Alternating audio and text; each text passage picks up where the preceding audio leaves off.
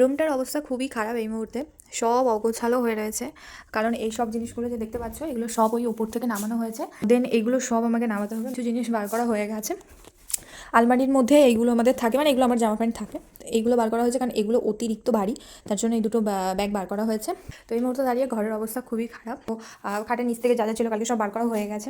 ঠাকুরগুলোও সরাতে হবে, ঠাকুরগুলোর জন্য কিছু ব্যবস্থা করা হবে, এটুকু প্ল্যান আপাতত রয়েছে। তো এই হলো আপডেট। খুব মানে এই দিকের ওয়ালটা, কারণ এই দিকের ওয়ালগুলো তো সব এইগুলোতেই অর্ধেকটা ঢাকা পড়ে গেছে। তাই এই দিকের ওয়ালটা কিছু একটা করার ভাবনা চিন্তা রয়েছে, দেখা যাক কতটুকু। হ্যালো এভরিওয়ান, আজকে থেকে আমার রুমের কাজ স্টার্টও হয়ে গেছে।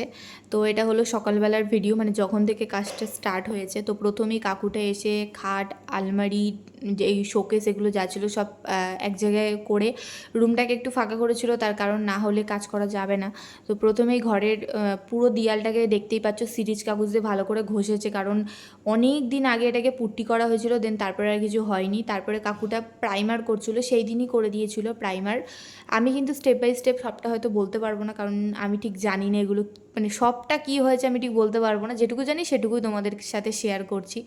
তো এইখানে ভালো করে প্রাইমার করছিল। দেখতে পাচ্ছ ওখানে প্রচুর পরিমাণে ড্যাম পড়ে গেছে, তার জন্য ওখানে পুট্টিও করেছে ড্যামগুলো যাতে মানে অনেকটা কভার হয়। তার জন্য অনেক জায়গাতেই ড্যাম পড়ে গিয়েছিলো দেয়ালের মধ্যে, তার জন্য এখানে পুট্টি করা হচ্ছিল। দেন তারপরে যে স্ক্র্যাচগুলো ছিল ওয়ালে সেগুলোও কভার করা হয়েছে। বাকি কাজগুলো তোমাদের পরের ভিডিওতে দেখাচ্ছি। টাটা।